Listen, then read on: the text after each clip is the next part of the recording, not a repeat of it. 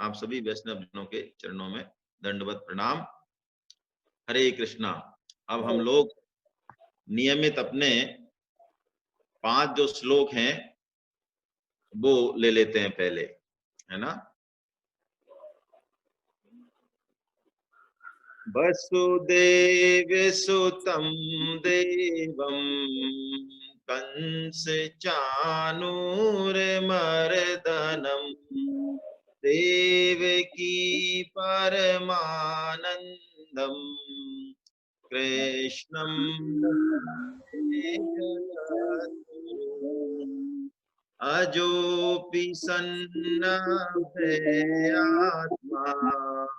भूतानामीश्वरोऽपि सन् प्रकृतिं स्वामधिष्ठाय सम्भवाम्यात्ममायया यदा यदा हि धर्मस्य ग्लानिर्भवति भारत अभ्युत्थानमधर्मस्य तदात्मानं सृजाम्यहम् परित्राणाय साधूनां विनाशाय च दुष्कृताम् धर्म संस्थापनार्थाय संभवामि युगे युगे जन्म कर्म च मे देव्यमेवं यो वेत्ति तत्त्वतः त्यक्त्वा देहं पुनर्जन्म नैति मामेति सोऽर्जुन वीतराग भय क्रोध मन्मया मामुपाश्रिता बहवो ज्ञान तपसा पूता मद्भावमागता वसुदेव सुतं देवं कंस चाणूरमर्दनम् देवकी परमानन्दम् श्री कृष्णं वंदे जगद्गुरु। हरे कृष्णा। हम लोग नियमित अध्ययन अब शुरू करते हैं। 7वां अध्याय भगवत गीता का ज्ञान विज्ञान योग हम ले रहे हैं और उसमें जो प्रकरण चल रहा है वो 7.20 से और 7.23 तक का, जिसमें भगवान श्री कृष्ण यह बता रहे हैं कि हम देवताओं का पूजन क्यों करते हैं। कल इस पर विस्तृत चर्चा हुई। देवताओं के पूजन में जो सबसे मुख्य कारण है वो हमारा सकाम भाव है। देवताओं के पूजन में कहीं भी कोई समस्या नहीं है। कल हमने सार रूप में इस बात की चर्चा की। समस्या है तो 2 चीजों में। एक तो हम सकाम भाव से भौतिक सुखभोग या स्वर्गीय सुखभोग उनकी लालसा में उनकी प्राप्ति के लिए देवताओं का भजन पूजन करें, उनके विधि नियमों का पालन करें तो हमारा पतन होगा। दूसरा जो कारण है मुख्य, जिसको कि भगवान 9वें अध्याय में कहेंगे बड़े स्पष्ट रूप से, हम देवताओं को भगवत सत्ता से पृथक समझते हैं। हम ऐसा मानते हैं कि देवता जो कुछ हमको देते हैं उसके पीछे भगवत सत्ता का या भगवान का कोई भी रोल नहीं है। उनकी सत्ता मानो है ही नहीं। सब कुछ जो देने वाले हैं वो देवता ही देने वाले हैं, क्योंकि सामने तो वही है, होता भी है। इसीलिए इसी मूढ़ता के कारण, इसी अल्प बुद्धि के कारण भगवान हमें इस बात को यहाँ पे बताते हैं। तीनों चारों श्लोकों में उनको अल्प बुद्धि या अल्प मेधसाम कहते हैं। क्योंकि प्राय कामना हमारे ज्ञान को ढक देती है। तो सकाम व्यक्ति सही तथ्य को नहीं देख पाता। जैसे कि मैं एक उदाहरण से इस पूरे प्रकरण को स्पष्ट करूं, हमारे घर में अब तो बंद हो गए, मनी ट्रांसफर ऑनलाइन होने लग गया, लेकिन पहले डाकिया मनी ऑर्डर लेके आता था या पोस्टल ऑर्डर लेके आता था। तो मनी ऑर्डर डाकिया लेके आया और उसने हमें 5,000 रुपए दिए, तो हमें तो पता है कि इस 5,000 रुपए को भेजने वाला अंततः कौन है, लेकिन घर में जो बच्चा है वो, उसको समझने में ये बहुत समस्या आएगी कि नहीं, ये जो 5,000 रुपए हैं ये इस पोस्टमैन द्वारा नहीं दिए जा रहे हैं, ये तो किसी और के द्वारा दिए जा रहे हैं।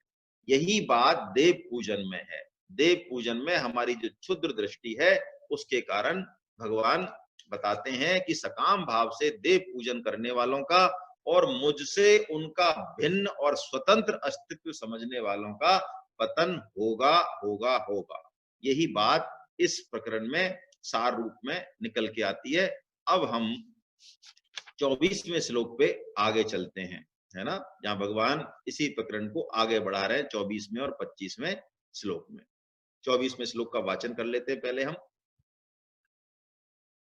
अव्यक्तं व्यक्तिमापन्नं मन्यन्ते माबुद्धया परं भावमजानन्तो ममाव्ययेमनोत्तमम्। अव्यक्तम व्यक्तिम मापन्नम। अव्यक्तम भगवान कह रहे हैं, मन्यते माम बुद्धया, बुद्धिहीन पुरुष पुरुष मेरे इस अनुत्तम अविनाशी परम भाव को न जानते हुए मन इंद्रियों से परे मुझ सच्चिदानंद घन परमात्मा को मनुष्य की भांति जन्म कर व्यक्ति भाव को प्राप्त हुआ मानते हैं। अबुद्धया कहा भगवान ने। क्यों कहा? कि भगवान तो गुणातीत हैं, भगवान तो अजो अपि सन्नव्य आत्मा है। हालांकि उनका जन्मना मरना होता है, लेकिन वो एक लीला है, वो जन्मने मरने की लीला करते हैं। जैसे भगवान सूर्य हमारी आंखों से ओझल हो जाते हैं तो हम कहते हैं सूर्य छिप गए या चले गए, लेकिन वस्तुतः सूर्य का अस्तित्व है। ऐसे ही भगवान कहते हैं कि जो मुझे मनुष्य मानते हैं, केवल और केवल मात्र मनुष्य, जबकि भगवान अपने अवतार में बहुत स्पष्ट रूप से ये कह चुके हैं कि मैं तो योग माया का सहारा लेकर प्रेरित होता हूं, न कि मेरा जन्म होता है। पहला शब्द ही दिव्य श्लोकों में क्या है? अजोपि सन। अज यानी जिसका जन्म नहीं होता, अजोपि सन नव्य आत्मा। अव्यय है वो, कभी ऐसे नहीं हमारी तरह हमारा शरीर क्षय हो जाए, हम अपने आप का ह्रास मान लें, नाश मान लें। भगवान कहते हैं यही मेरा परम भाव है। परम भावम जानन्तो, मेरे इस परम भाव को जो नहीं जानता है। और क्या कहते हैं? मामेवा अनुत्तमम। भगवान कहते हैं अनुत्तमम, अनुत्तमम मम अव्यय अनुत्तमम। अनुत्तमम मतलब भगवान से ऊंची कोई गति नहीं है, वही अंतिम गति है, वही उत्तम गति है। सा काष्ठा सा परागति, ऐसा कहा गया है वेदों में, वेद वचन है ये। सा काष्ठा सा परागति मतलब जो ऊंची से ऊंची स्थिति, जो ऊंचे से ऊंचा भाव हमारे द्वारा प्राप्त किया जा सकता है, वो वो फल ईश्वर ही है अपने आप में। तो भगवान कहते हैं जो मुझे अंतिम गति नहीं मानते। भगवान 15वें अध्याय में इस बात को बड़े स्पष्ट रूप से कहेंगे भी हमसे कि मैं यस्मात् क्षरम अतीतो हम, है ना, भगवान कहेंगे कि मैं क्षर से तो उत्तम हूं और अक्षर से, अक्षर से तो मैं अतीत हूं और अक्षर से मैं उत्तम हूं, अर्थात मैं तो पुरुषोत्तम हूं। तो ये जो अनुत्तमम भाव और ये जो दो परम भाव, इन दो को नहीं समझने के कारण भगवान ये संज्ञा दे रहे हैं अल्प बुद्धया। अबुद्धया, अल्प बुद्धि भी नहीं किया, यहां तो कह दिया अबुद्धया, बुद्धिहीन, अल्प बुद्धि से भी नीचे। जैसे जेल में 3 लोग हैं एक साथ। जेल में कैदी हैं, हम मान लो विजिटर्स के रूप में जाएँ कहीं, तिहाड़ जेल में जाएँ सपोज़ वहाँ विजिटर्स के रूप में जा सकते हैं। जेल में एक तो कैदी हैं, खूब सारे कैदी हमें दिख रहे हैं। एक जेलर है, जेलर उनका वहाँ पे मालिक है, स्वामी है, नियमों का अधिष्ठाता है और एक मजिस्ट्रेट या जज वहाँ पे चेकिंग के लिए आए जेल के लिए या राजा आए, कैसे भी समझ लें, तो 3 व्यक्ति हो गए देखिए। तो हम यदि अबुद्धि हैं, बुद्धिहीन हैं, तो हमें ऐसा लगेगा कि तीनों ही व्यक्ति जेल में हैं। लेकिन वस्तुतः तीनों व्यक्ति जो जेल में हैं, वो बिल्कुल अलग-अलग कारणों से हैं। कैदी अपने शुभाशुभ कर्मों के फल के कारण है। जेलर उसको ऐसा मान देवताओं की श्रेणी दे दें, है ना? वो किसी भगवान के आदेश से या अपने मालिक के आदेश से या सरकार के आदेश से किसी कर्म में रत है। लेकिन भगवान या जो मजिस्ट्रेट वहां जा रहा है जेल में, उसकी बात बिल्कुल अलग है। उसके लिए जेल के नियम लागू भी नहीं होते हैं। वो जेल में कब एंट्री करनी है, कब चेकिंग करनी है, कैसे बात करनी है, तो यही बात भगवान कह रहे हैं। इसी बात को भगवान यहाँ पे कह रहे हैं कि वो मुझे अबुद्धया यानी अव्यक्तम व्यक्तिम मापन्नम, यानी देखिए व्यक्त और अव्यक्त सब कुछ भगवान ही है। इस बात को हम पहले बहुत अच्छे से समझ लें। व्यक्त तो क्या होता है, मन बुद्धि और इंद्रियों को दिख जाता है। तो मन बुद्धि और इंद्रियों को दिखने के कारण व्यक्त हमारे समझ में आ जाता है, लेकिन भगवान तो व्यक्त से भी बहुत परे है, व्यक्त से भी परे हैं भगवान अव्यक्त के रूप में, यानी व्यक्त के पीछे अव्यक्त शक्ति है। जैसे कि हमने समझा नेत्र इंद्रिय है, तो नेत्र इंद्रिय ये सिर्फ एपरेटस है, इसमें देखने की ताकत नहीं है। ये इंद्रियों के कोई अधिष्ठाता देवता हैं, वो नेत्र इंद्रियों को संचालित कर रहे हैं, असली ताकत उसमें है। तो ऐसे ही हर व्यक्त के पीछे भगवान हैं, यानी व्यक्त में और अव्यक्त में दोनों में वही हैं। इस बात को हमको समझना चाहिए। यही बात भगवान ने 7.19 में भी कही और यही बात भगवान 9.19 में भी कह चुके, कहेंगे आगे। सत असत चाहम अर्जुना, अर्जुन सत भी मैं ही हूं, असत भी मैं ही हूं। और 7.19 में तो भगवान ने बड़ा स्पष्ट कह दिया, वासुदेव सर्वम मिति, सब कुछ मैं ही हूं, सगुण निर्गुण, साकार निराकार, लौकिक अलौकिक, सब कुछ मैं ही हूं। जो इस परम भाव को, जो इस उत्तम गति को भगवान की नहीं समझता, भगवान कहते हैं वो अबुद्धि है। जैसे दुर्योधन को भी विश्व रूप दिखाया है भगवान श्री कृष्ण ने, बताइए, बिल्कुल स्पष्ट दिखाया। उस विश्व रूप को देखने के बाद भी दुर्योधन का मानना यही था कि नहीं, ये कोई मायावी ये ग्वाला है, तो इसको पकड़ लो, ये ग्वाला है, ये कोई भगवान भगवान नहीं है, ये अपने आप को भगवान के रूप में प्रचारित कर रहे हैं। इसीलिए कहा जाता है कि भगवान के परम भाव को समझने के लिए, भगवान के तत्व को समझने के लिए वस्तुतः श्रद्धा का होना बहुत जरूरी है, सदगुरु शास्त्र कृपा होना बहुत जरूरी है, और उससे भी बढ़कर हमारी अपने ऊपर कृपा होना बहुत जरूरी है। क्योंकि दुर्योधन को विश्व रूप दिखाने के बाद भी ये बात समझ में नहीं आई कि ये हैं कौन। इसीलिए भगवान श्री कृष्ण बिल्कुल स्पष्ट यहाँ पे कहते हैं अबुद्धया, अबुद्धया। क्यों कहते हैं अबुद्धया? क्योंकि वो मुझे परम भाव या मेरा जो अनुत्तम गति है उसको नहीं जानते हैं। मुझे मनुष्य की तरह जन्मने मरने वाला जानते हैं। मुझे कर्मों के फलस्वरूप ऐसा मानते हैं कि अरे मैं तो कर्मों का फल भोग रहा हूं ना। भगवान अवतार में कर्मों का फल भोगते हुए प्रतीत होते हैं, लेकिन वस्तुतः भगवान श्री कृष्ण किसी भी कर्म श्रृंखला, किसी भी कर्म के नियम से परे हैं, परे हैं। है ना? उनकी इच्छा है कि वो जेल में जाएं तो जेल के नियमों का पालन कर लें, ये उनकी इच्छा है, उनके लिए बाध्यकारी नहीं है।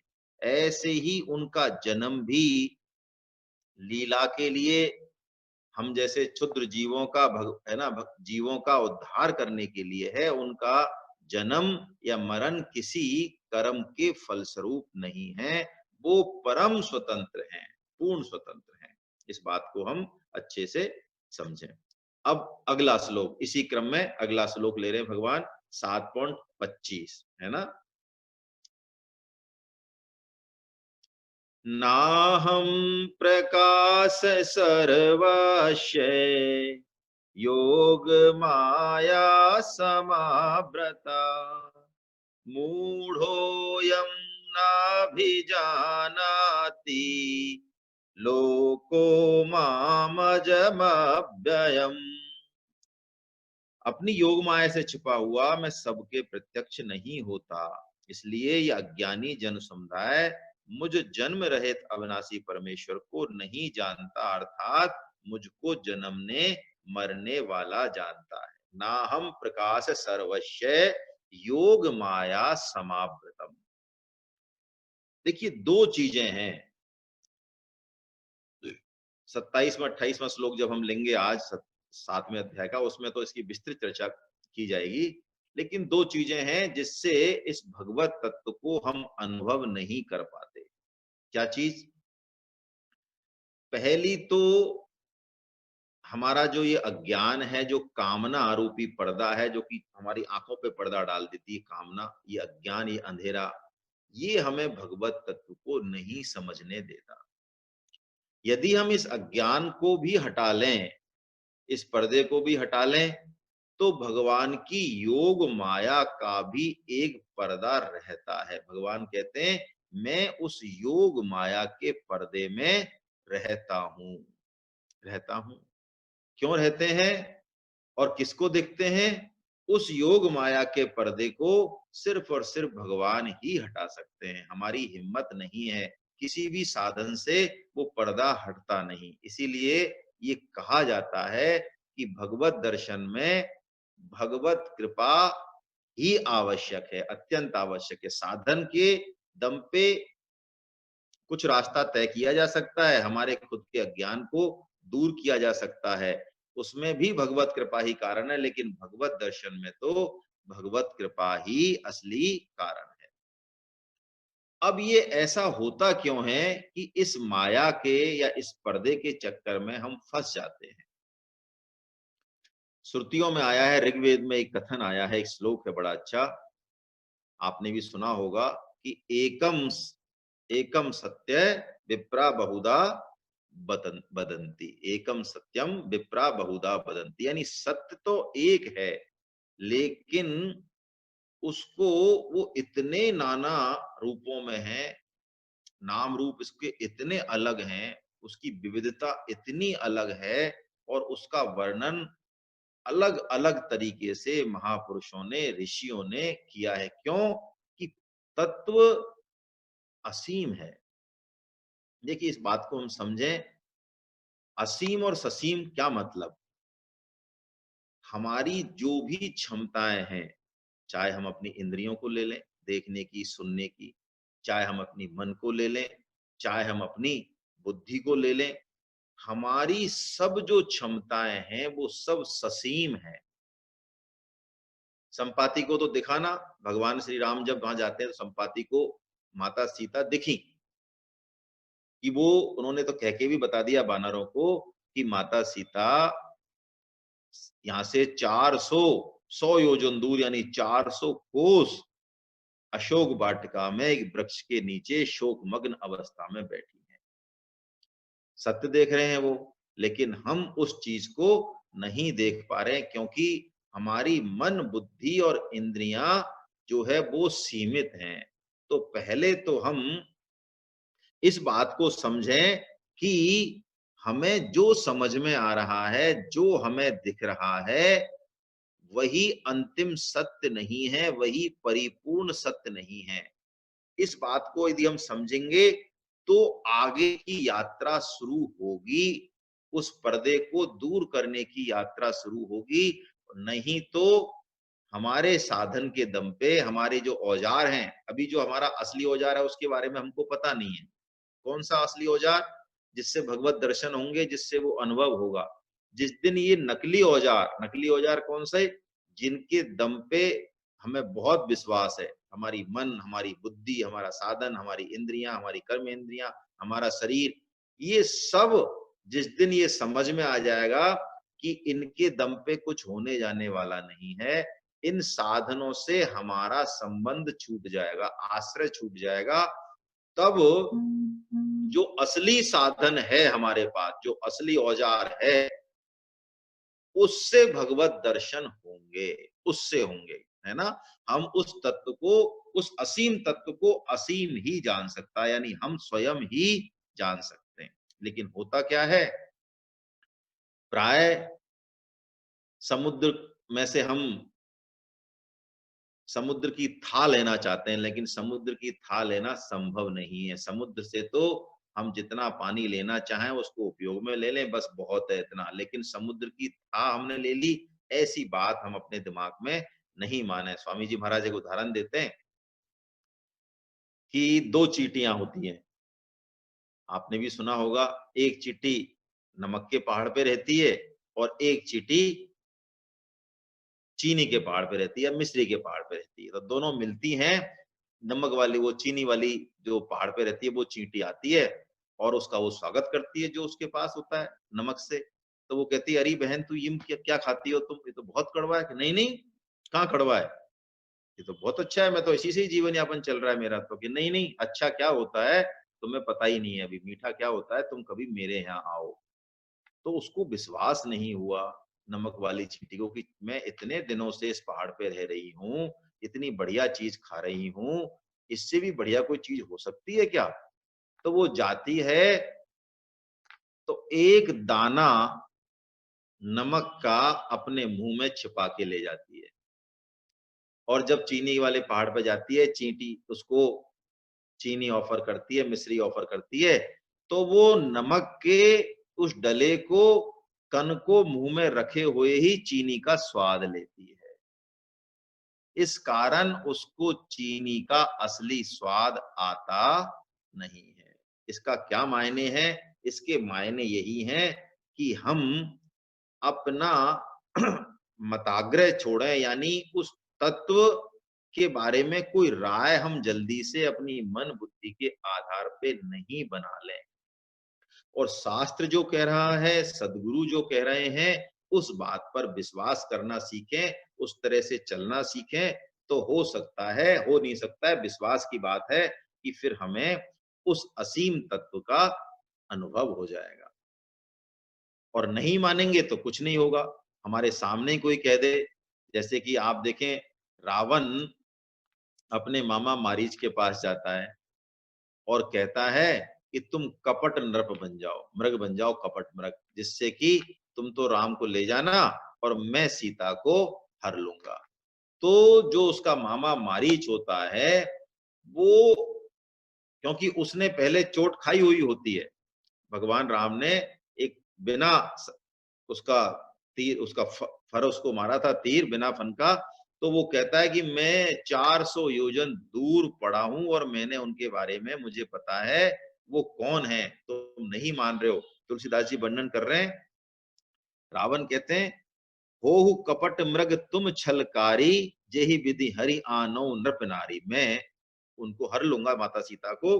तो वो कहते हैं मामा मारीच, ते ही पुनि कहा सुनहु दस सीसा, ते नर रूप चराचर ईसा, तासो तात बैरु नहीं कीजे, मारे मरिय जियाई जीजे। फिर वो बताते हैं कि जेही ताड़ का सुबाहु हति, ताड़ का सुबाहु मार दिए, और खंडेऊ हर को दंड है, भगवान शिव का धनुष भी तो तोड़ा था, आप भी तो वहां थे। अरे खर दूषण तिसरा बधे, खर दूषण जैसे, खुद रावण कहता है खर दूषण मौसम बलवंता, है ना, तेनई को मारे बिन भगवंता। तो खर दूषण त्रिसरा बधे, मनुज की अस बरी बंड। अरे वो क्यों मनुज हैं, वो तो भगवान हैं, सबके नियामक हैं, लेकिन रावण के समझ में ये बात आती नहीं है। तो इस श्लोक से हम एक बात सार रूप में अब समझें, अपना मताग्रह छोड़ के एक बात बड़े स्पष्ट रूप से अपनी बुद्धि में हम बिठावें कि जो हम समझ रहे हैं वो अंतिम सत्य नहीं है। महान तत्व को समझने के लिए सदगुरु में क्या तत्व, ब्रह्मा विष्णु महेश का तत्व उसके अंदर विराजमान है, वो कितने महान है, इसके लिए थोड़ा महान हमको होना पड़ेगा। महानता को समझने के लिए यदि हम अपने मताग्रह को, अपने तुच्छ मन बुद्धि के आग्रह को नहीं छोड़ेंगे, तो उस महानता के दर्शन नहीं होंगे। महात्मा गांधी जी जब साउथ अफ्रीका से, दक्षिण अफ्रीका से भारत आए, तो उस समय तक प्रसिद्धि उनकी काफी हो चुकी थी। तो भारत आए तो भारत के लोगों ने देखा, पहले कोई मोबाइल वगैरह इस तरह की चीजें थी नहीं, देखा बिल्कुल एक दुबला पतला मरियल सा आदमी, और बड़ा सरल, पहनावे पहनावे में सरल, बातचीत में सरल। उन्होंने कहा भाई अरे इसमें क्या रखा है, ये क्या कर सकते हैं। सरोजनी नायडू ने तो उनको मिकी माउस कह दिया, महात्मा गांधी जी को मिकी माउस का, आप पढ़ेंगे इतिहास तो मिलेगा, मिकी माउस कह दिया। लेकिन बाद में लोगों को पता चला कि इस मिकी माउस में पूरे भारत को हिलाने की, प्रभावित करने की क्षमता है। रामकृष्ण परमहंस भी शुरू में जब दक्षिणेश्वर के मंदिर में नियुक्त किए गए और भाव समाधि में रहते, लोट लगाते रहते, चेतना खो देते, तो ज्यादातर लोगों ने उस समय ऐसा माना कि अरे ये कोई पागल हैं, इनके अंदर कोई स्नायु विकार आ जाता है, ये मेंटली डिस्टर्ब हैं, ऐसा कुछ। लेकिन उन्हीं रामकृष्ण परमहंस जी को जब केशव सेन ने देखा, जो बंगाल के बहुत बड़े विद्वान हुए, भक्त हुए, केशव सेन ने जब उनकी ये भाव दशा देखी, समाधि देखी, तो उन्होंने कह दिया कि नहीं, ये कोई साधारण आदमी नहीं है, ये कोई बहुत विलक्षण व्यक्तित्व है। तो हम इस भाव को अपने मन में रखें कि प्रभु कृपा से हम उस असीम तत्व को जान पाएंगे, नहीं तो माया तो बड़े से बड़े ज्ञानी को भी मोहित कर देती है। अरे ब्रह्मा जी भी मोहित हो चुके भगवान की लीला में, हम पढ़ चुके। वो भी जो है ऐसा मान के कि अरे ये श्री कृष्ण है, ये तो ग्वाल वालों के साथ खेल रहे हैं, ये भगवान थोड़ी हो सकते हैं, ये नहीं हो सकते। लेकिन बाद में उनको पछताना पड़ा। तो भगवान यही बात कहते हैं कि ऐसे मूढ़ लोगों के सामने मैं अपने आप को प्रकट नहीं करता हूं, क्योंकि वो तीनों गुणों के फेर में रहते हैं, अपनी कामना के वश में रहते हैं। अब भगवान आगे बता रहे हैं, कह रहे हैं अर्जुन से, 26वें श्लोक का हम वाचन कर लें, आप मेरे साथ ही पढ़ें। वेदाहं समतीतानि वर्तमानानि चार्जुन, भविष्यानि च भूतानि माम तु वेद न कश्चन।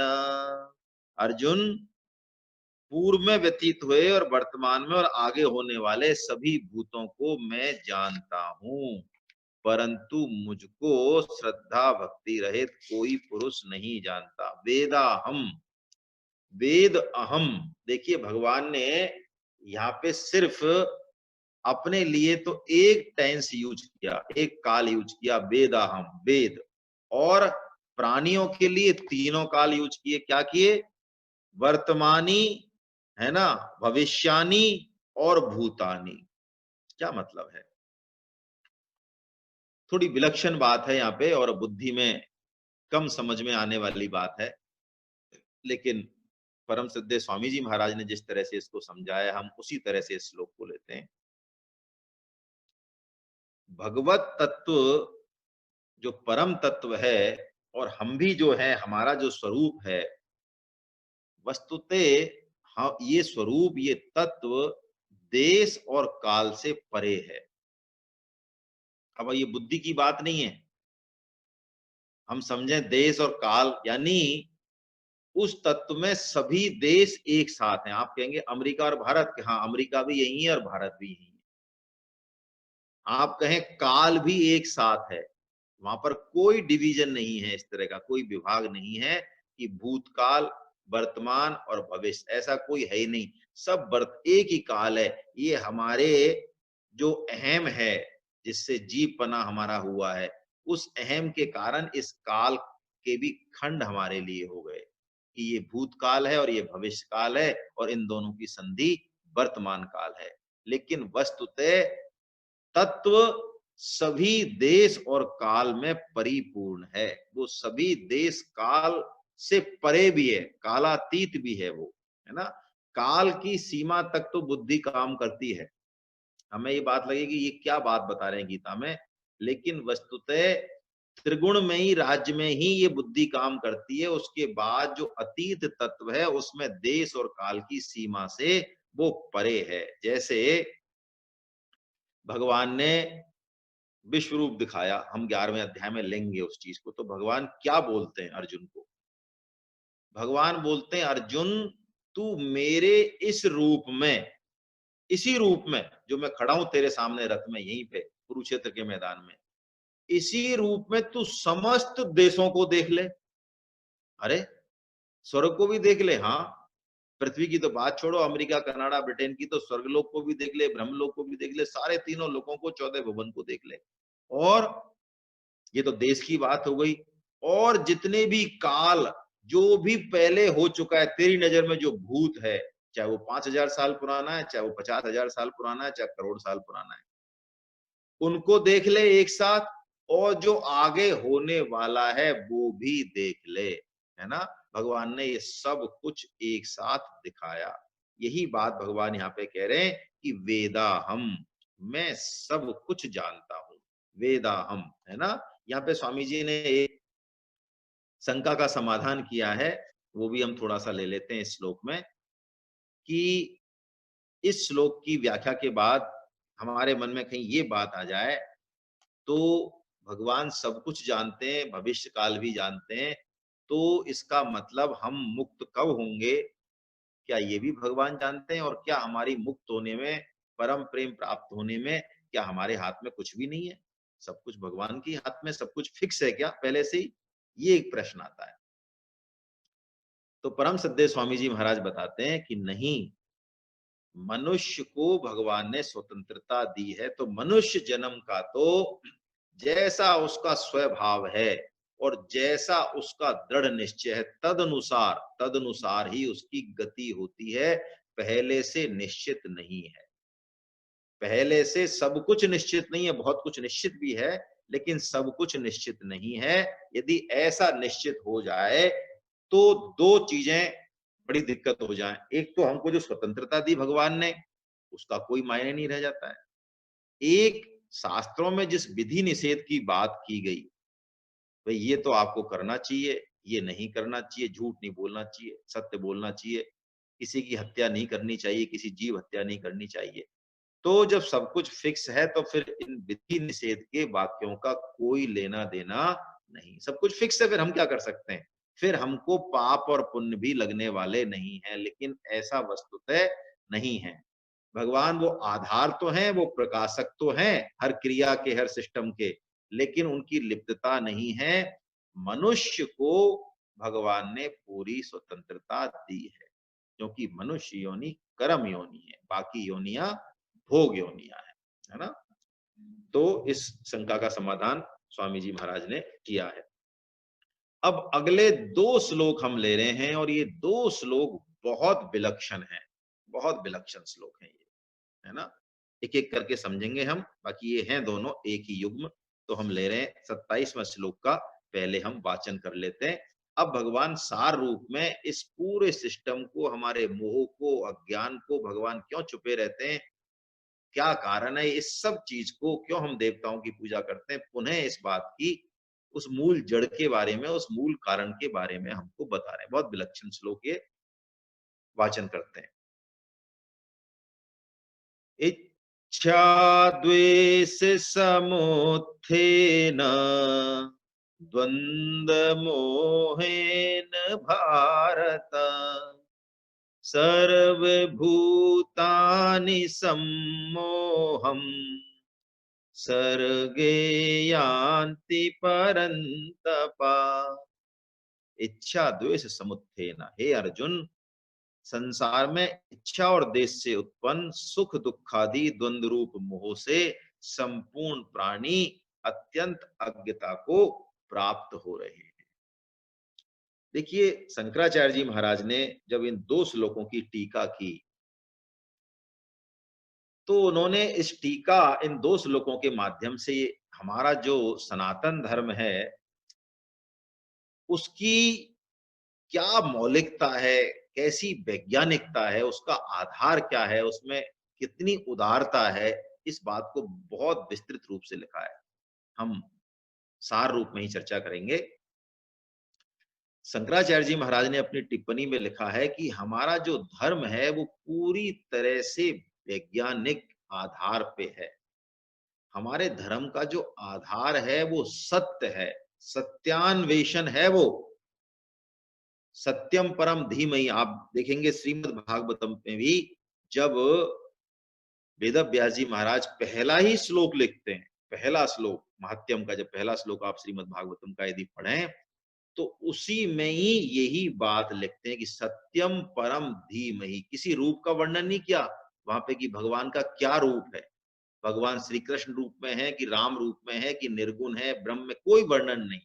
उन्होंने पहले ही श्लोक में ये लिखा कि मैं कौन से ईश्वर की शरण लेता हूं, जो कि सत्य रूप है, सत्यम परम धीमहि। यानी हमारा धर्म कोरे कर्म कांड पे या कोरे अंधविश्वास पे या कहीं से ऐसी चीजों को उठा लेने वाले इस तरह से हमारे धर्म नहीं है। हमारा धर्म तो भौतिक विज्ञान के जो रिजल्ट हैं उनको भी मानता है, उनकी भी आदर देता है, कदर करता है, और उससे परे जो वास्तविक सत्य है, जो कि मन बुद्धि इंद्रियों से परे है, विज्ञान से भी परे है, उसका भी हमको दिग्दर्शन कराता है। तो अब हम इस बात को समझें कि इतना तार्किक, देखिए तार्किक है, सत्यान्वेषण है, वैज्ञानिक दृष्टि है, तभी तो जो भी वैज्ञानिक खोज होती है उसका तारतम्य हमारे शास्त्रों में बड़े आराम से मिल जाता है। और ये बड़े दुख की बात है, हम तो सिर्फ बातें ही बातें करते हैं वास्तव में, लेकिन विदेशों में हमारे जो धर्म ग्रंथ हैं उस पर आज नहीं, पिछले कई सालों से उनका पेटेंट कराकर उन पर रिसर्च हो रही है और उनमें ऐसी ऐसी विलक्षण बातें मिल रही हैं। आज आप देख लें यूरोप में, अमेरिका में, कहीं भी, इंग्लैंड में, हमारे धर्म ग्रंथों पे जितना लोग पढ़ के आनंदित हो रहे हैं, अपने जीवनचर्या को बदल रहे हैं, अपने स्कूल के बच्चों के पाठ्यक्रम में शामिल कर रहे हैं, रोज मंदिर में वो नृत्य करते हैं, आनंदित होते हैं, उस तरह का भाव हमारे यहाँ बल्कि कम पाया जाता है। तो हमारा धर्म बड़ा तार्किक है। यहाँ प्रश्न पूछने पर अभिनंदन है। यहाँ प्रश्न देखिए, ज्यादातर जो शास्त्र हैं वो प्रश्न उत्तर की शैली में, देखिए बड़े मजे की बात है। गीता भी देखिए आप, भगवत गीता प्रश्नोत्तर शैली में है, श्रीमद् भागवतम वो भी प्रश्नोत्तर शैली में, अष्टावक्र गीता प्रश्नोत्तर शैली में। यानी उपनिषद, मैक्सिमम जो शास्त्र हैं अधिकांश वो प्रश्न उत्तर शैली में, यानी हमारे यहाँ शंका जिज्ञासा को प्रोत्साहन दिया जाता है। नहीं तो प्राय ऐसा होता है ज्यादातर धर्मों में, यदि आपने शंका करी, आपने जिज्ञासा करी, आपने लॉजिक पूछा, तो बस वो धराशायी हो जाती है पूरी इमारत। नहीं, लेकिन हमारे यहाँ बिल्कुल, विवेकानंद जी भी यही कहते हैं कि हम जब तक हमारे समझ में नहीं आए, हमारी बुद्धि में नहीं आए, हमारे हृदय से आवाज नहीं आए, तब तक हम टिके रहें, नास्तिक बने रहें। क्योंकि ऐसा नास्तिक ही इतनी जल्दी यू टर्न लेके और इतनी स्पीड से आस्तिक बनेगा कि उसका कोई मुकाबला नहीं कर सकता। तो यही बात यहाँ पे भगवान कह रहे हैं। अब यहाँ पे भगवान पहली जो बात बता रहे हैं उस पे हम थोड़ी चर्चा करते हैं। इच्छा द्वेष समुत्थेना। ये है क्या? यही सारी बीमारी की जड़ है। कामना और कामना से द्वेष। हम किसी एक संप्रदाय के प्रति, एक सद्गुरुदेव के प्रति, एक इष्ट के प्रति हमारी सीमित दृष्टि होती है। पहले तो कामना हो गई, फिर हमारा मताग्रह हो गया। इस मताग्रह और कामना के कारण भगवान बता रहे हैं कि इन दोनों का युग्म जब मिल जाता है, किसका? इच्छा और द्वेष का, तो द्वंद्व पैदा हो जाता है। और द्वंद्व भी छोटा मोटा पैदा नहीं होता है, सम्मोह, मोह नहीं, भगवान कहते हैं सम्मोह पैदा हो जाता है। द्वंद्व क्या है? द्वंद्व ये है, जैसे कि भगवत गीता हम पढ़ रहे हैं, समझने की कोशिश कर रहे हैं, सत्संग करते हैं, इतना सब कुछ करते हुए भी कई बार दृढ़ निश्चय ना होने के कारण ऐसा मन में विचार आ जाता है कि वास्तव में ये जो भगवान बता रहे हैं, श्री कृष्ण राम, ये ऐसा ऐसा कुछ है भी, हुए भी हैं, या ये सब कपोल कल्पना है? ये यानी सच्चाई हमको दिख रही है इस जगत की, भौतिक जगत की, तो ये पारमार्थिक स्वर्ग वर्ग, ये ब्रह्मलोक वगैरह, ये सब भगवान का वैकुंठ और गोलोक, ये सब हैं, या ये सब ऐसे ही, मतलब कुछ समझ में नहीं आता। तो द्वंद्व, ये मोह, या फिर इतने सारे भगवान ने योग बता दिए, कर्म बता दिया, ज्ञान बता दिया, भक्ति बता दी, अब हम किस पे चलें? या फिर हम चलने भी लग गए तो हमें ऐसा लगता है, अरे हमारा जो हम चल रहे हैं ये तो शायद इतना बढ़िया नहीं है, हमारे गुरुदेव इतने बढ़िया नहीं है, हमारा संप्रदाय शायद इतना बढ़िया नहीं है, हमारा शायद इष्ट जिसकी हम पूजा कर रहे हैं वो शायद इतना बढ़िया नहीं है। तो ये जो द्वंद्व हैं, लौकिक हों चाहे पारमार्थिक द्वंद्व हों, ये दोनों ही हमारी आध्यात्मिक प्रगति को मंद कर देते हैं, जाम लगा देते हैं।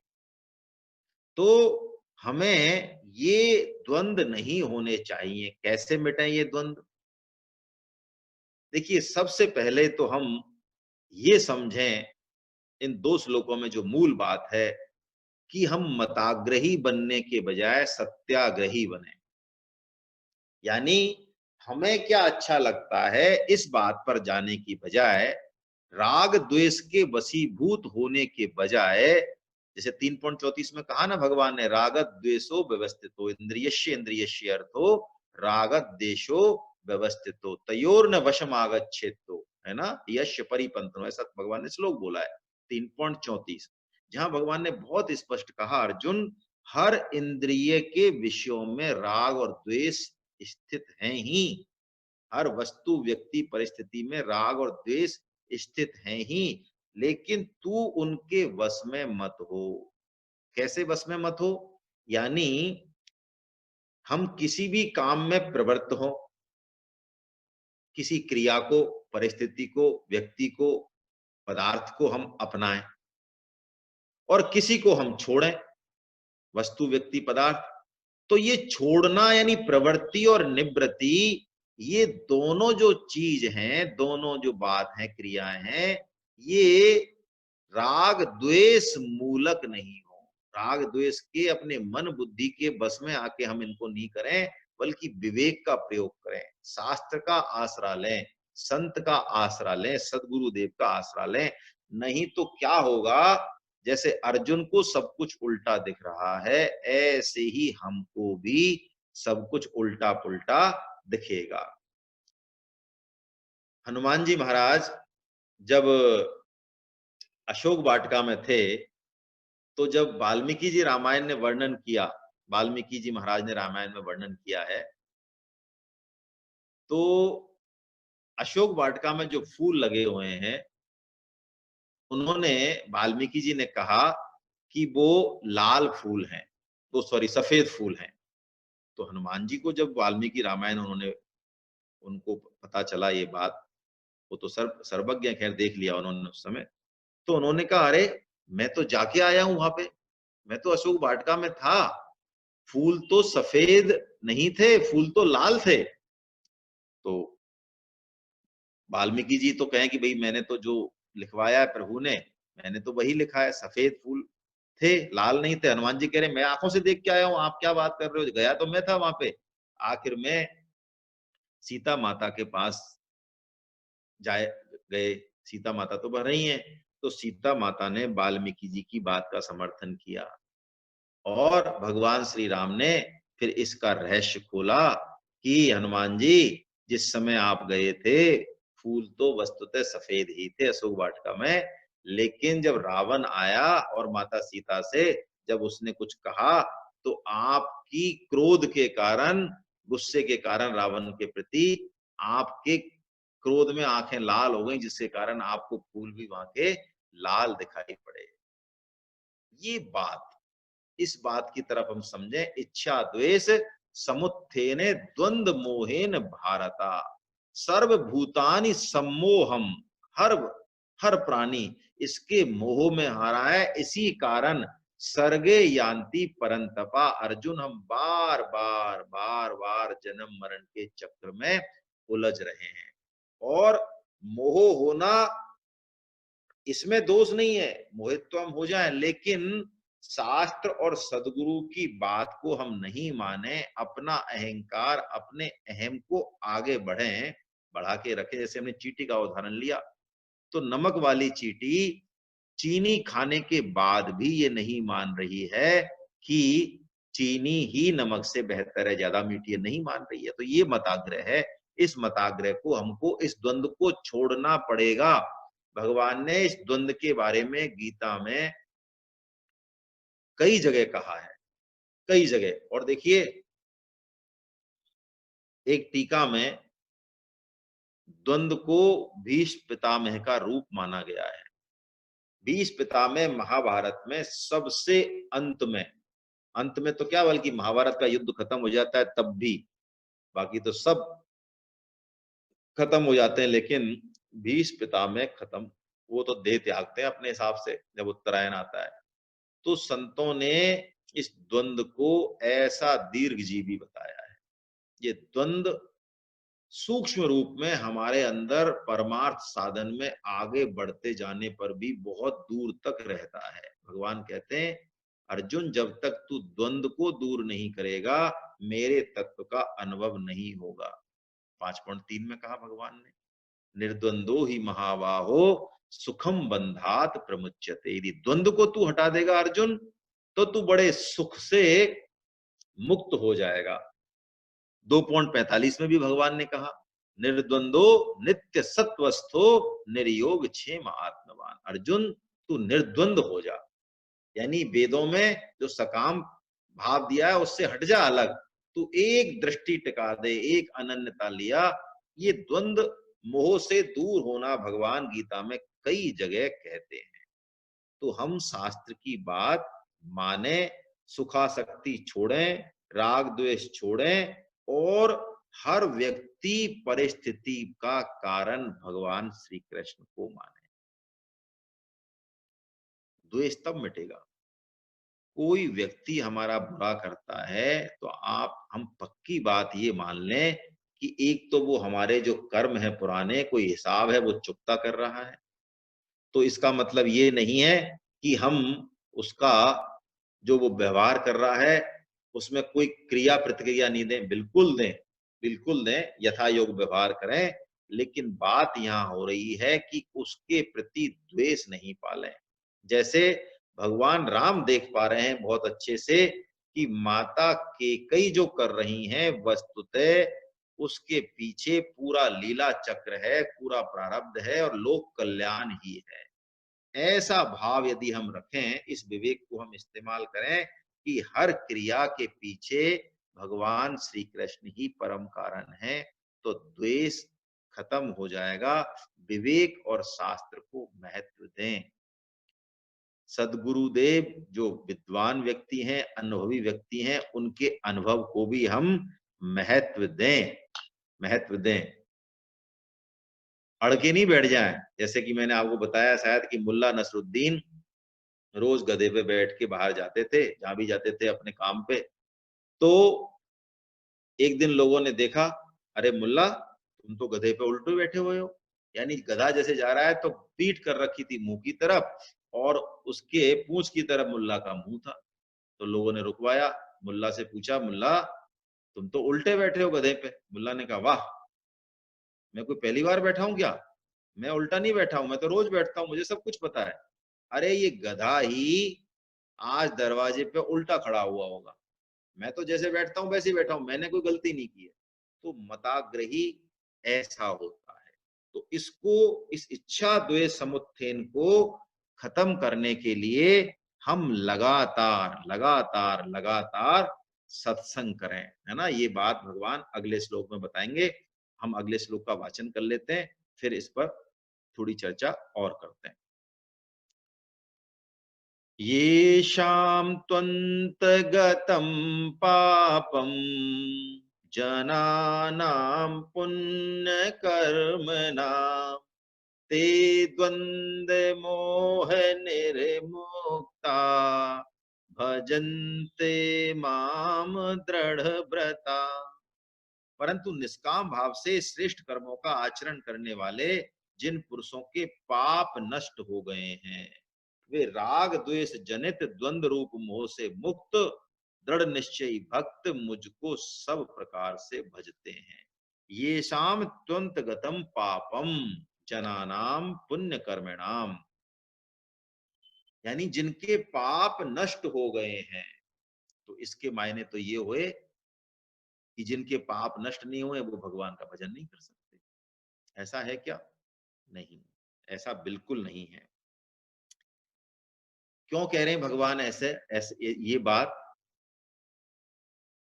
पिछले पाप के कारण हमारे दृढ़ निश्चय में कमी होने के कारण, मूल बात यह है, प्राय हमारा जो पूर्व का स्वभाव है, जो संस्कार है, उसके कारण यदि हमारे पाप कर्म है, पूर्व का स्वभाव इस तरह का है, तो हमें सत्संग की चर्चा नहीं सुहाएगी, हमें कथा कीर्तन अच्छा नहीं लगेगा, चाहे हमें उसका मौका मिले बार बार, है ना। तुलसीदास जी महाराज कहते हैं कि तुलसी पूरब पाप ते हरि चर्चा न सुहात, और जैसे ज्वर के वेग से भूख विदा है जात।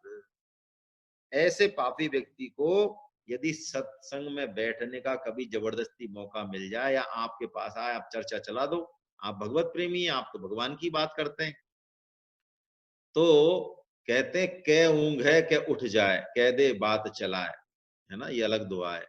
तो वो क्या करेगा? 3 काम करेगा। देख लेना आप इस चीज को, कि पापी व्यक्ति या इस तरह का व्यक्ति जो भगवान की तरफ उसका अभी रुझान नहीं हुआ है, उसके सामने यदि भगवत चर्चा होगी तो कह तो ऊंघेगा। ऊंघेगा मतलब नींद आएगी। सत्संग में नींद आती है ना, कथा कीर्तनों में तो कथा कीर्तनों में जो नींद आती है, उसका मूल कारण हमारे पाप भी हैं और हमारी रुचि का नहीं होना है।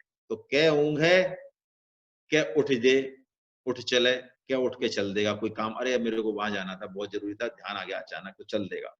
या दूसरी बात चला देगा, अरे आपने वो देखा, वो मोदी जी ने जो भाषण दिया है कल, इतना बढ़िया है। यानी वो तीनों तरीके से उस सिस्टम को टर्न करेगा। तो अब हम इस बात को समझें, तो क्या पापी व्यक्ति भगवान की शरण नहीं हो सकता? बिल्कुल हो सकता है। ये पापी तो कुछ भी नहीं है। भगवान तो आगे कहते हैं 9.31 30 31 में, 32 में भी कहते हैं, अपि चेसु दुराचारो भजते माम अनन्य भाग। कैसा भी बड़े से बड़ा पापी हो, यदि वो दृढ़ निश्चय कर ले और मेरी तरफ चलने का वो निश्चय कर ले, तो बस भगवान तो, अरे प्राप्त करने की तो बात छोड़ो, भगवान तो उसको साधु साधु साधु कह देते हैं। तो यहाँ पे भगवान की तरफ नहीं चलने में क्या मुख्य कारण रहा? मुख्य कारण ये रहा कि हमने दृढ़ निश्चय नहीं बनाया, या दृढ़ निश्चय हमारा अभी नहीं बना अटूट, तो लगातार लगातार हम सत्संग करते रहे, ये एक काम करते रहे। देखिए, नवदा भक्ति में सबसे पहली जो भक्ति है वो सबका नींव है, ऐसा मान लें, है ना। श्रवणम कीर्तनम, कीर्तन बहुत विलक्षण है। दो या दो से अधिक व्यक्ति मिलकर उच्च स्वर में भगवान की लीला, भगवान के गुणों का, भगवान के नामों का उच्चारण करते हैं उच्च स्वर में, वही कीर्तन है। तो ये जो संकीर्तन है, ये हमारे पापों को, हमारे इस स्वभाव को बहुत जल्दी बदल देता है, बहुत जल्दी। श्रवणम, श्रवणम कीर्तनम, ये बहुत इंपॉर्टेंट टूल है, बहुत। यदि दृढ़ निश्चय नहीं बन रहा है, भगवान की तरफ रुचि नहीं हो रही है, कोई बात समझ में नहीं आ रही है, कोई डरने की जरूरत नहीं, कोई चिंता करने की भी जरूरत नहीं है, क्योंकि भगवत कृपा हमारे पीछे है ना। हाँ, एक काम अवश्य करें, सत्संग लगातार लगातार लगातार। परम श्रद्धेय स्वामी जी महाराज एक बहुत अच्छा उदाहरण देते हैं, मुझे याद आ रहा है। वो कहते हैं नेवला और सांप जब लड़ते हैं, तो सांप यदि कोई ज्यादा बलशाली होता है तो नेवला क्या करता है, या तो मार देता है एक बार में, यदि नहीं मरता है तो नेवला अपने बिल से ज्यादा दूर नहीं जाता है, बहुत दूर नहीं जाता है। सांप तो चला जाता है, नेवला नहीं जाता है।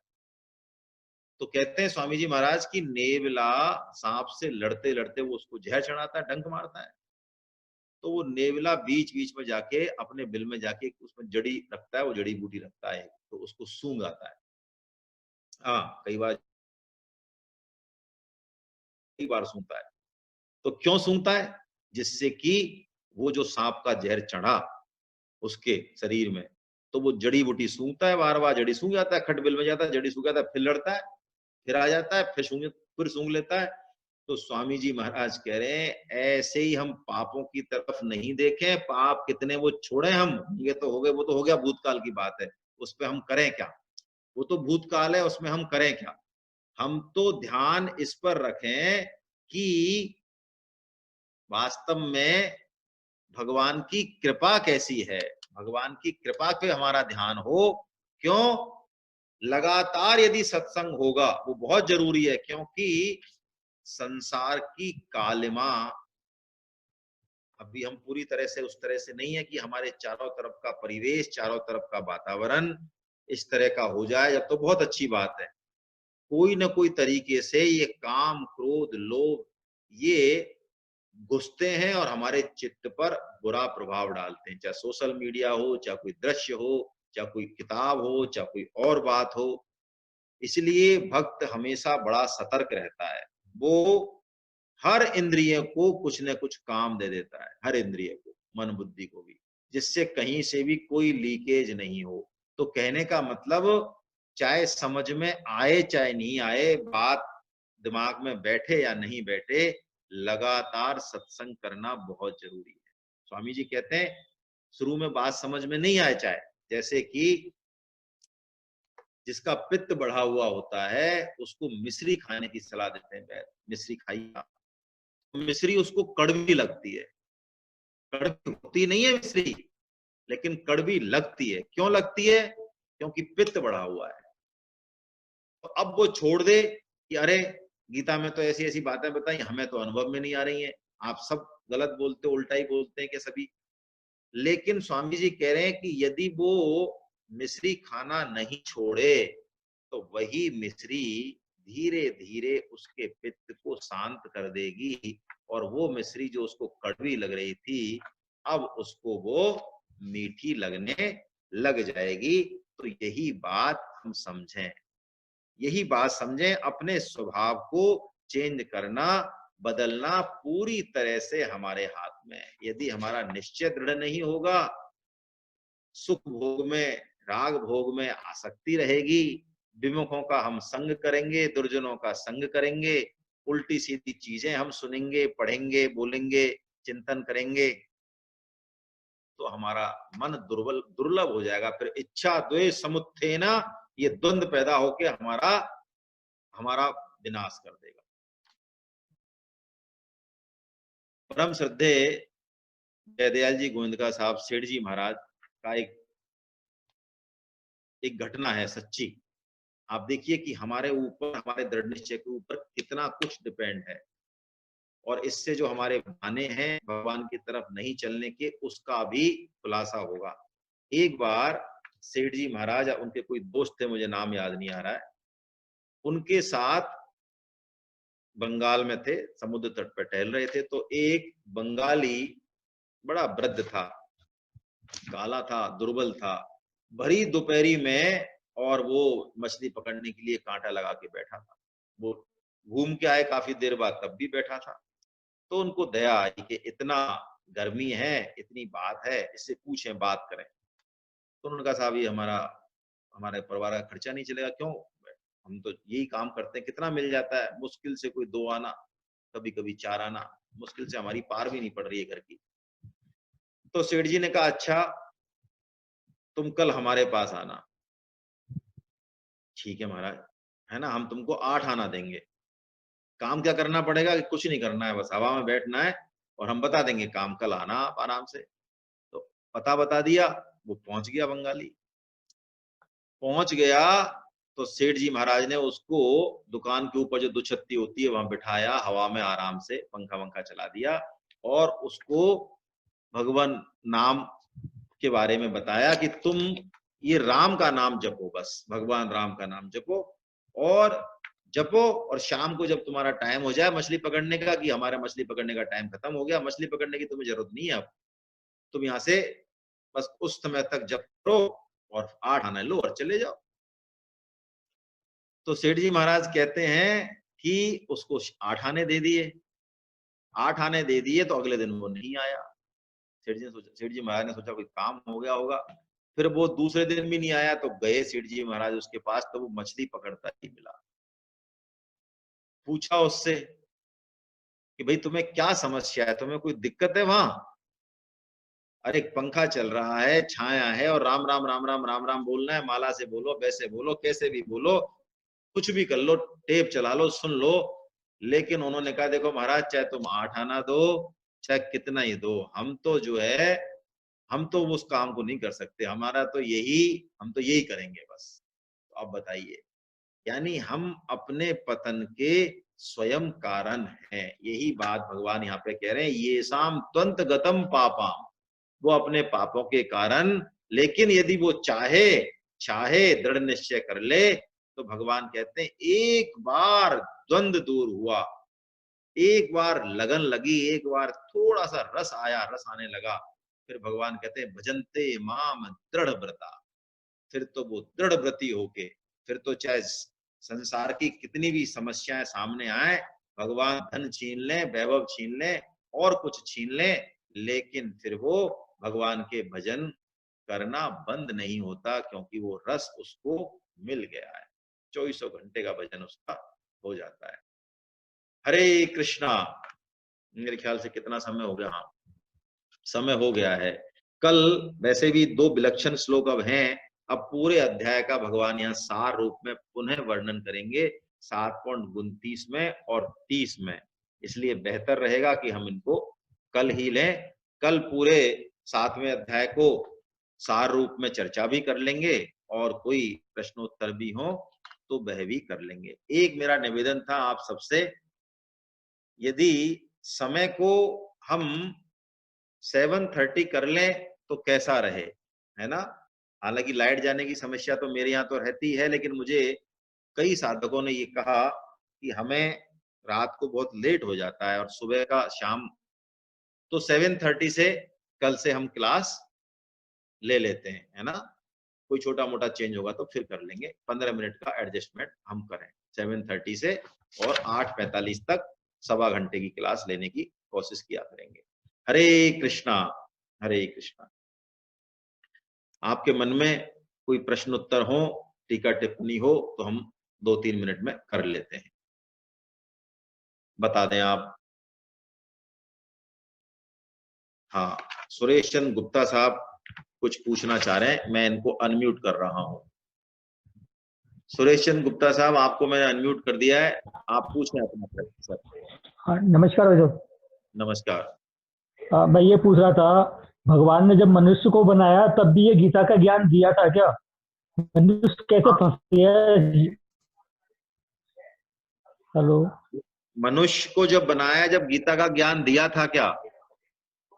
हाँ, दिया था या नहीं दिया था, मतलब ये तो ऐसा हो गया क्या, आदमी फंस गया, उसके बाद आप समझा रहे हैं, पहले तो माया में फंसा दिया फिर समझा रहे हैं। बहुत बढ़िया बात, बहुत बढ़िया बात। देखिए सुरेश गुप्ता साहब बहुत अच्छा प्रश्न पूछ रहे हैं। वो कह रहे हैं कि भगवान ने ज्ञानवान कुछ नहीं दिया, पहले तो माया में हमको फंसा दिया और फिर ऊपर से हमको ज्ञान दे रहे हैं। वस्तुतः जब तमोगुण या अज्ञान अधिक होता है तब प्राय इस तरह के विचार हमारे दिमाग में उठते हैं। भगवान को हमको फंसाने से लाभ मिल रहा है, पहले तो हम ये सोचें। और आपको मैं एक चीज बता दूं सर, जब हम गर्भ में होते हैं, माता के गर्भ में, तो हमें 100 जन्म याद रहते हैं। हर जन्म में ज्ञान भी मौजूद है, ज्ञानी भी मौजूद है, सत्संग भी मौजूद है। और ये संसार भगवान ने हमको फंसाने के लिए बिल्कुल नहीं बनाया। ये उसी तरह से है जैसे आपके बच्चे यदि बहुत ज्यादा बदमाशी कर रहे हैं, ऊधम कर रहे हैं, और तो आप उनको एक कमरे में कुछ खेलने का सामान देके और जो है कर देते हो। क्यों कर देते हो? कि यार तुम नहीं मान रहे हो, अब चलो तुमको एक कमरे में बंद कर दिया जाता है, तुम यहाँ थोड़ा देर खेल लो। ऐसे ही भौतिक जगत है, इससे तिगुना, ये भौतिक जगत जितना बड़ा है, सारा ब्रह्मांड, इससे तिगुना आध्यात्मिक जगत है, जहां पर हमें रहने में कोई समस्या नहीं आनी चाहिए। लेकिन हमारे अज्ञान के कारण दूसरे की थाली में घी ज्यादा दिखता है ना, हम उस परम परमात्मा को, उस परम सुख को छोड़कर ऐसी भूल कर बैठे कि चलो जरा देखें वहां क्या है। तो देखें तो हम आ गए। यहाँ पे भी हम तभी तक रहने वाले हैं जब तक हम चाह रहे हैं। भगवान ने गीता ज्ञान पहले भी दिया, पूरा ज्ञान दिया, लेकिन क्योंकि मनुष्य स्वतंत्र है, तो स्वतंत्रता के कारण मनुष्य ऐसी भूल कर बैठता है। आपके इस प्रश्न के उत्तर में तुलसीदास जी महाराज बहुत कठोर भाषा का इस्तेमाल करते हैं। मैंने शायद कल या परसों कहा भी था कि निज अज्ञान राम पर धरहि। हम अपना जो अज्ञान है, अपना जो अंधकार है, अपनी जो गलती है, वो सामने वाले के ऊपर रखते हैं, है ना।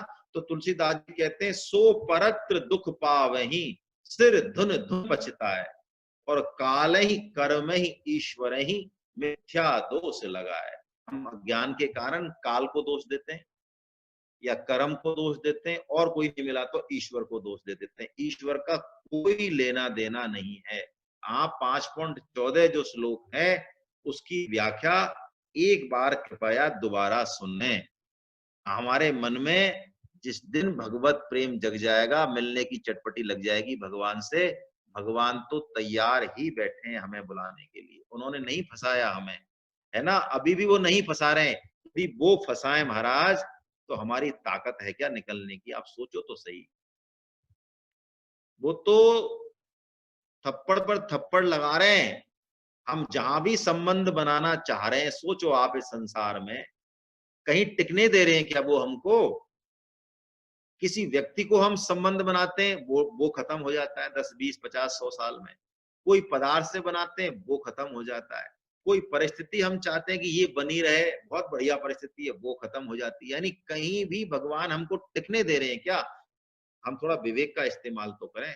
अल्टीमेटली भगवान हमको खींच के कहीं ले जा रहे हैं, परम सुख की तरफ ले जा रहे हैं, है ना। इस बात को थोड़ा सा महसूस करें, तो भगवान का असली मंतव्य हमारे समझ में आ जाएगा। बहुत बढ़िया, लेकिन आपका प्रश्न है, बहुत अच्छा प्रश्न है ना। और किसी के मन में मैं देख रहा हूं, चलिए, और किसी के मन में कोई बात हो तो आप पूछ लें, नहीं तो हम लोग कल फिर 7:30 पर पुनः मिलते हैं, है ना।